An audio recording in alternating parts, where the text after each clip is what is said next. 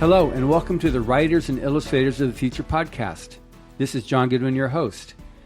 This podcast is dedicated to the aspiring writer or artist and will provide inspiration and tips from top professionals in the field, along with contest winners and a few surprise guests. And speaking of surprise guests, I'm very excited here to be able to interview Tom Doherty, publisher of Tor. So welcome, Tom. Good to be here. The kind of thing Writers of the Future is doing is, I think, really so important and great for the future. So we met originally, this is many years ago, with Writers of the Future when we were at Las Vegas with our awards event. And then, was it 4 years ago that you got the Lifetime Achievement, the 100 Lifetime Achievement Award? I remember the award ceremony so well, but the years run together on me these days. I'm not sure. Well, I was amazed to learn that so many of the judges are published by yourself and just the whole, oh, Tom, they were all excited that you were going to be here, and especially Scott was so excited, and it was really great that you presented his award to him. Yeah, it's been so much fun. I feel like I've, made kind of a good living playing all my life. I get to do what I would have done for a hobby if we hadn't been pretty successful at Tor. Well, you were very successful, and before we started talking here, I mentioned my perspective of you is you are now to science fiction what John Campbell was to science fiction in the golden age. Just you've taken it to the next level and made it mainstream. It was nothing when John Campbell started, and he made it into something, and now you've taken that something and made it into mainstream literature for readers. That's a whale of a compliment. John Campbell did so much to start what's been carried on by so many great people. I was lucky when I was young. I was sales manager for Ian and Betty Ballantyne, who started the first science fiction line, regular book publishing line, who started the first fantasy line. And they were an amazing couple. And they were an independent company distributed by Simon & Schuster, where I was sales manager. So I got to sell those first lines, sell the first fantasy line, and sell Tolkien, the first mega bestseller in fantasy, to the general public. And they taught me a lot you wouldn't normally learn growing up on the sales side. Yeah. They were an amazing couple. Can you imagine? They started American Penguin when Ian was 23 and Betty was 19. Wow. Yeah. Wow. 1939. When, and for Betty, that was a time when it was harder for women to be anything. Yeah, to be really successful in management, be taken seriously at the top of management. That's right. And they grew Penguin through World War II and were part of the founders of Armed Services Editions, which got books to millions of books to servicemen around the world. And when they came back, they wanted more. And it did so much for reading and so much for science fiction because they published science fiction even then. And then after the war, British Penguin, which had funded their startup of American Penguin, had come on really hard times during the war. They couldn't get paper, and the bombing of London, and they wanted Ballantyne to kind of go back to importing British Penguin. And that wasn't for the Ballantynes. So they put Bantam together. And Ian was the first president of Bantam and Betty the first editorial director. Really? Yeah. And they grew Bantam to the point where they could... Bantam, of course, they put it together with a bunch of hardcover publishers who saw the main function to reprint their hardcover books. But because Ian and Betty wanted to do more of their own thing, when Bantam got big enough, they sold their 11% of Bantam and started Ballantyne. And all before Betty was 33. Wow. So what's inspired Tor? Like, what's the name come from? Well, remember, I did grow up on the sales side. Tor is Gaelic for high rugged crag. it's kind of a beautiful mountain peak picture. Right. And what I wanted is something that looked attractive and would catch the eye, but that also had only 3 letters so you could print it big on the spine of a book where people could see it. Wow. And that's why the tour. It seemed like a great image. That's brilliant. And it worked. It did. Yep. Was there, like the secret to your secret, probably there's multiple secrets, but the thing that you found that was the most helpful in getting you that lift and recognition, was it the fact that you were mainstream science fiction, you went to novels, it was an author? What was the... Well, I think it was a bunch of things. I think I had decided that I was going to start a publishing company. What had happened actually is as I was saying, I worked my way up in sales, started as a salesman for Simon & Schuster in 1957. Mm-hmm.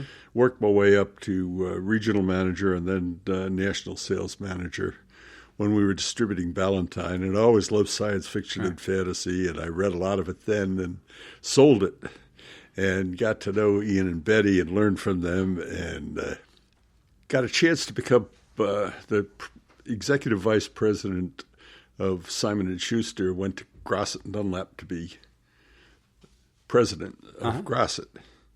And he called me up one morning and he said, "Hey, Tom, how'd you like to be a publisher?"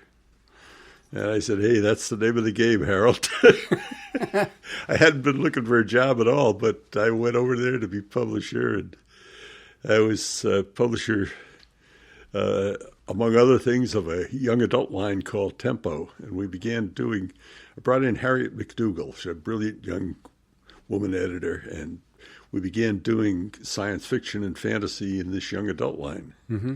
And it was very successful. So they bought us Ace to play with. Ace had kind of come on hard times. So we got to be publisher of Grosset and Ace. And again, we had authors already there at Ace. We had signed a bunch of good authors at Tempo. Mm-hmm. You know, we were doing books with people like Andrea Norton at Tempo. And, oh, wow. Yeah. She was a judge for the contest. Yeah. And then, A.E. Van Vo, and, oh, gosh, you think of some of the old great names. And then when we took in Ace, and they had such a nice backlist, and we began to meet so many great authors, and we could continue to carry that forward. And we grew that to the point where I could do my own thing. I could borrow the money to start tour. Wow. That's what even then, I hadn't actually been looking to start a company. I had been enjoying what I was doing at Tempo Ace, mm-hmm. but they changed managements. And I wasn't crazy about the new management, and I decided, hey, I'm going to do my own thing. So that's when I started tour. Right place, right time. And, Harriet came with me, and she had gotten divorced and about the same time inherited the house she grew up in Charleston, South Carolina. This was while we were still at Ace. And it was a lovely old house that had come down. Yeah. It's a historic house in Charleston now. Uh-huh. Had a 500-foot deep walled garden. Wow. In the back, for a back. And somehow she thought that would be a nicer place to bring up her 5-year-old than the walk-up. In Brooklyn, she was living and working for me. So she moved there, but I couldn't lose her because she was so talented. So we started telecommuting before the word was invented. Wow. Now, this was still at Ace. Mm-hmm. So I knew it could work. So when I started tour, I thought, hey, what is a company? It's really nothing but the sum of the talents of its people. Mm-hmm. We're not like General Motors with huge investment in plant and equipment. We don't do our own printing. Right. We didn't do our own warehousing. We hired that all. Right. And so I thought, hey, how to attract great people to a startup? And one of the ways to do it was to let them live the way they wanted to. Beth Meacham had arthritis. She was running the Berkeley program, and she had arthritis, and she wanted to live in the desert. So I said, sure, Beth, you can go live in the desert. And she was working for us to this day out of Tucson. Harriet had come with me. She had met Robert Jordan in a bookstore, and we did his first book at Ace, which was kind of neat. Yeah. But it wasn't fantasy, and it wasn't under the Robert Jordan name. His name was Jim Rigney, and he thought, not to confuse readers, he should have a different pen name for different categories. So we bought 2 books at Ace from him. And one was a book called Warrior of the Altai, which we're just about to publish, which we just published. Wow. But one was The Fallon Blood, and it was the American Revolution in the South. And this was 76, and we were celebrating the bicentennial. And this kind of thing was hot. Mm-hmm. And so we said, of course, this is time sensitive. We got to do the historical. And Jordan's historical, under the name Reagan O'Neill, it sold 500,000 copies. We had a winner. We had a bestseller. So it turned into a trilogy. Wow. We bought the second book at Ace, but then we left and started Tor. So Tor would do the third book. But so far, he had only done these historicals, and I don't know why Ace never published Warrior of the Altai, which they won, mm-hmm. which they owned, and was one of the 2 first books that we bought from him. But I imagine what they thought is the Robert Jordan name is not known. He's being published as Reagan O'Neill. He's gone away. We'll probably never get another book from him. Why bother to rush to launch this fantasy from a guy we probably will never get another book from? Boy. So they didn't. They sat on it until Harriet and Jim could get it reverted. But by that time, Arnold Schwarzenegger was doing a Conan movie. I had a contract at Tor to do Conan books. We thought, hey, Jordan has never been published. He's done these Fallon books under the Reagan O'Neill name. A way to start to get him known in fantasy is to do a book which takes advantage of this publicity of the Conan movie. So we talked him into, he didn't really want to do it, but we talked him into doing a Conan book to release with the Schwarzenegger movie. And that was another hit.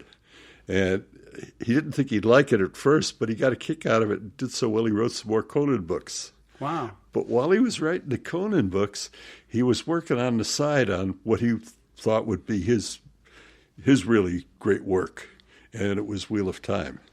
So way back in '84, we bought Wheel of Time. We never published it until he wasn't ready to publish until 1990. Because I remember getting the galley at Book Expo. Yeah. And reading, it was like, oh my gosh, This is amazing. Yep.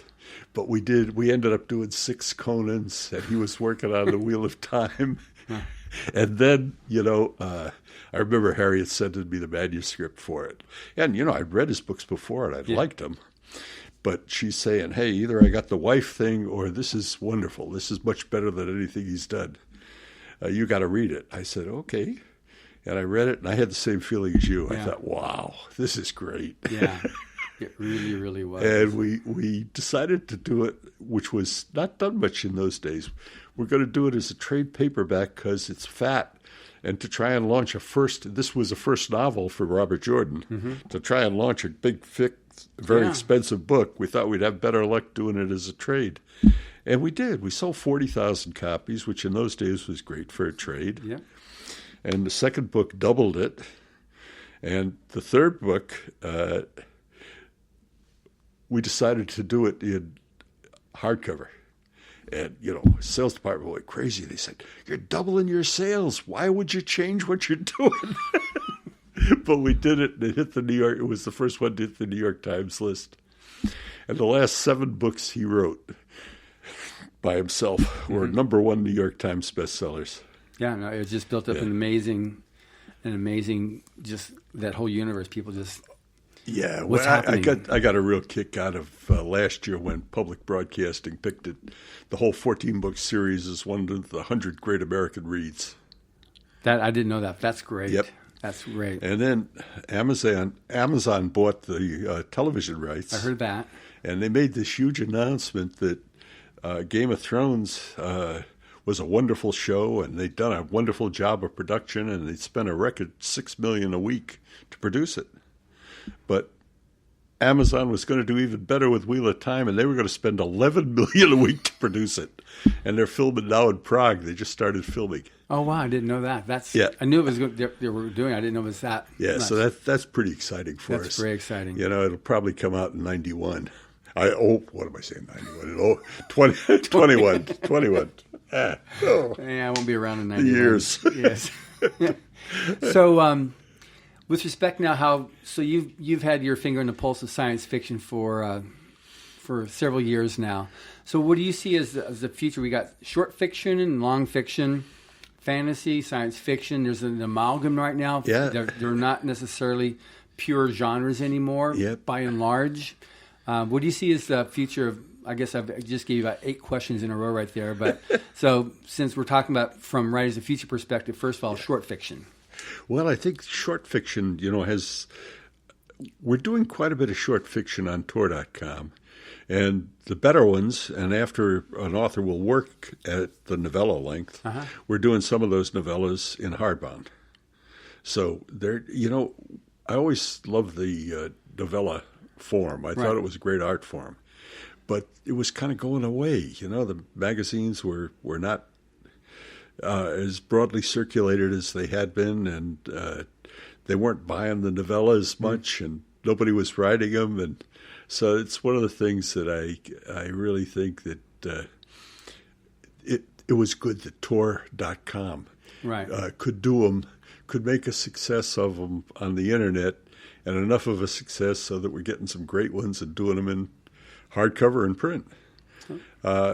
So I think there is a market, and it'll continue. That's very good to know. Yeah, I think, as far as the categories, I don't think they'll ever untangle, but I think we'll still do, well, like, for example, we found that some of the science fiction we did sold better if we called it techno-thriller.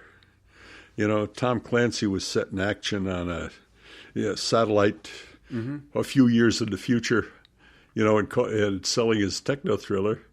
And we found that when we were doing similar kinds of books, they were selling okay, but not great. Nothing like what they were accomplishing in the techno-thriller thing. So we began, began doing some of those in as techno-thrillers, and we still do it. Doug Preston, is very, very good for us. He's that kind of classic author, really. Yeah. We did Bill Clinton's Secretary of Defense has done several for us. The last one was Impact. It was about the potential for an asteroid hitting the United States, and his feeling is we got to prepare for that. The NASA came to us, and this was kind of neat.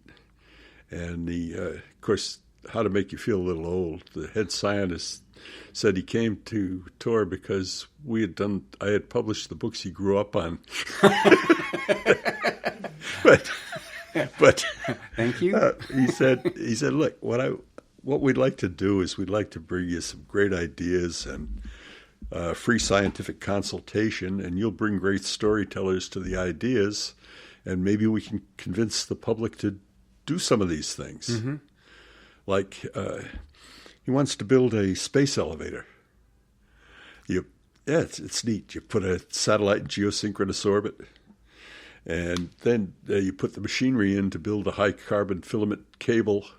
You drop cables, but at the same time, you shoot up another satellite 25,000 feet above that, attached to the first satellite, centrifugal and centripetal forces balancing each other. Uh-huh. You put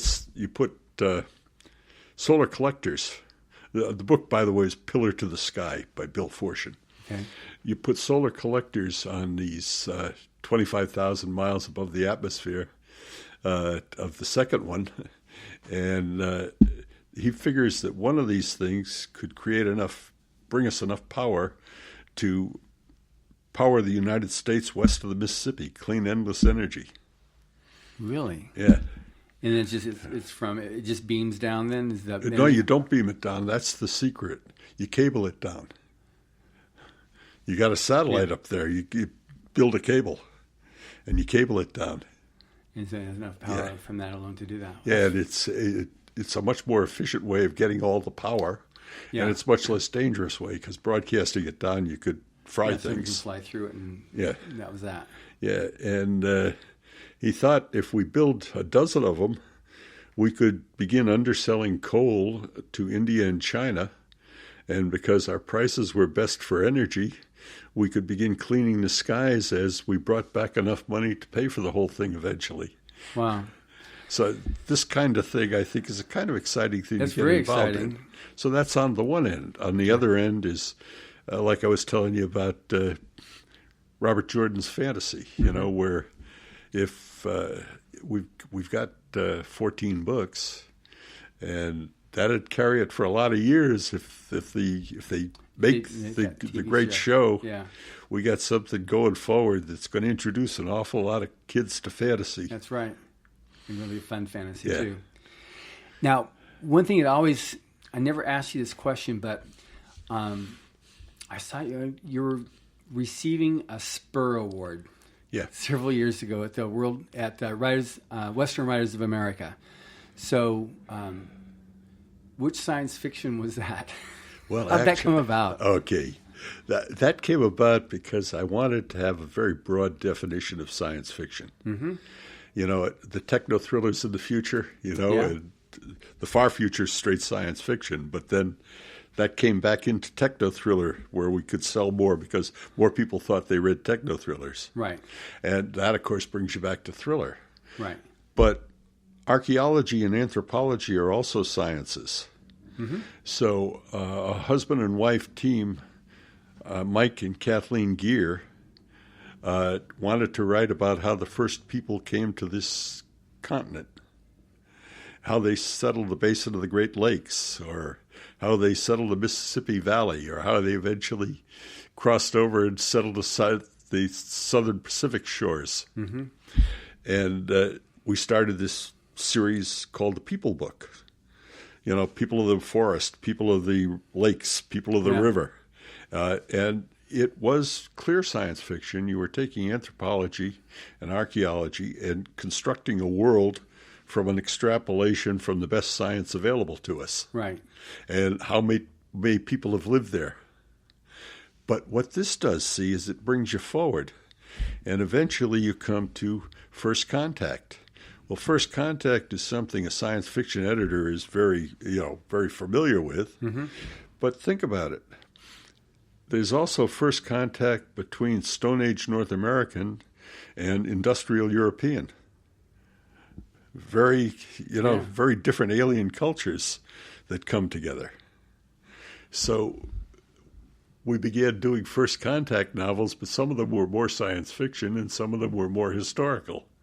But this leads you into straight historical, right, which leads you forward to World War II, where the techno thrillers had met the thrillers.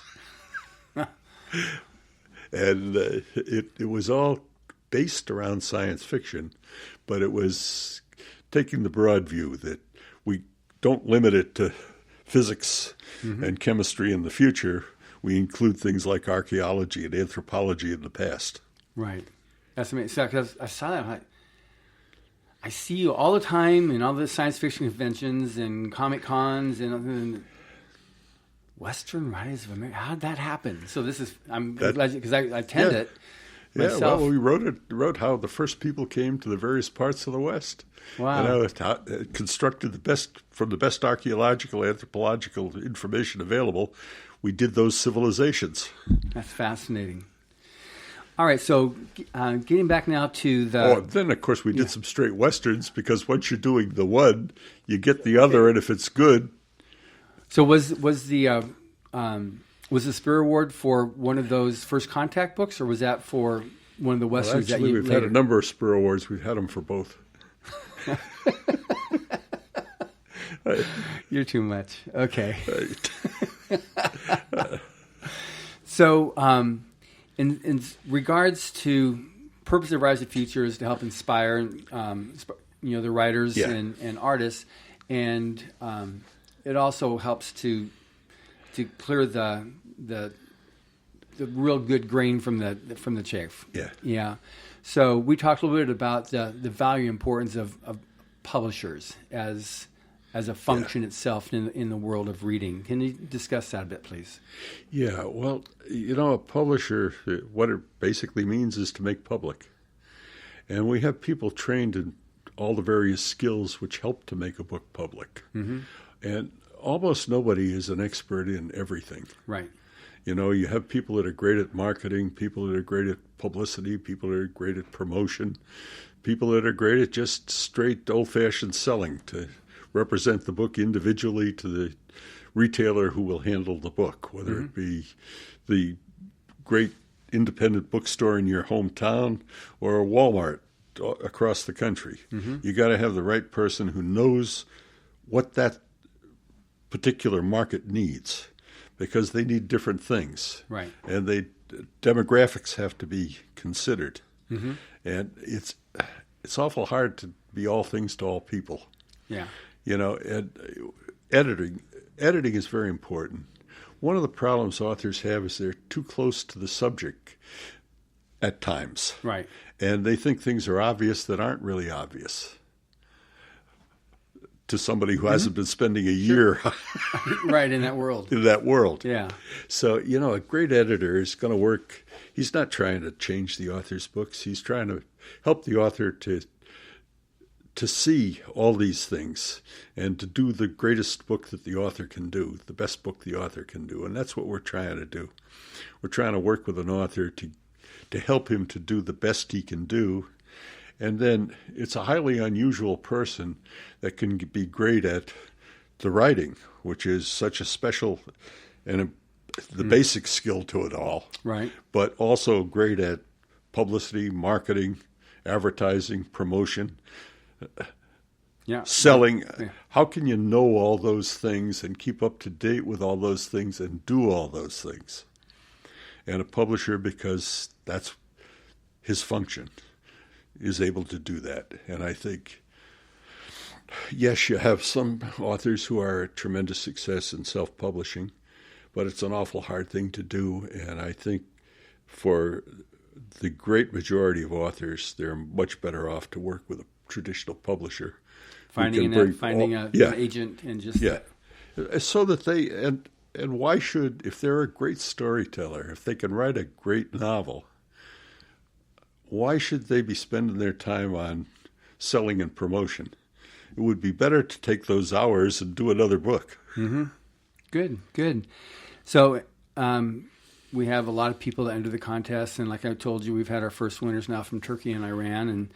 And any particular advice you'd give in terms of the future of science fiction and fantasy, or what, you having been familiar with the contest for so many years, your own advice that you would provide to the aspiring writer? I guess my advice is right from the heart. Write what you love, what you want, the story you want to tell, because that's what you'll do best. And the world is always going to be ready for the great story. That's good. It's good.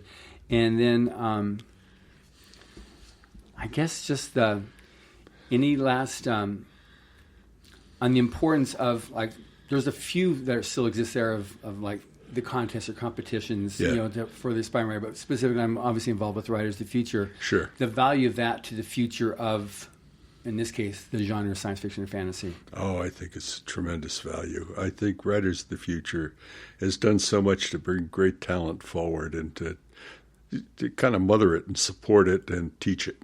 Mm-hmm. And yeah, I think, it's a different, but a different aspect of the last question, the value of a publisher to an author. I think you guys bring great skills to and experience. Yeah. And you bring in so many great authors who can offer their skills and experience to teach the young new author, that I think this is a very valuable thing you've been doing for the field, and it will continue forever, as long as you can do it. It will be. Well, it was funded by great. Mr. Hubbard and he launched it in '83, and he put in his will to continue funding it, and so everything comes from him on that, from his part of his legacy. That's a great legacy. It is. Yeah, it is. Okay, well, thank you very much, Tom. It's been a real pleasure, talking with you here at World Fantasy, and thank you for listening. Subscribe to the Writers of the Future podcast wherever you get your podcasts. Writers and Illustrators of the Future are contests created by L. Ron Hubbard to provide a means for the aspiring writer and artist to be seen and acknowledged. It is free to enter and open to new and amateur short story writers and artists of science fiction or fantasy. Again, thank you very much, Tom. Oh, my pleasure.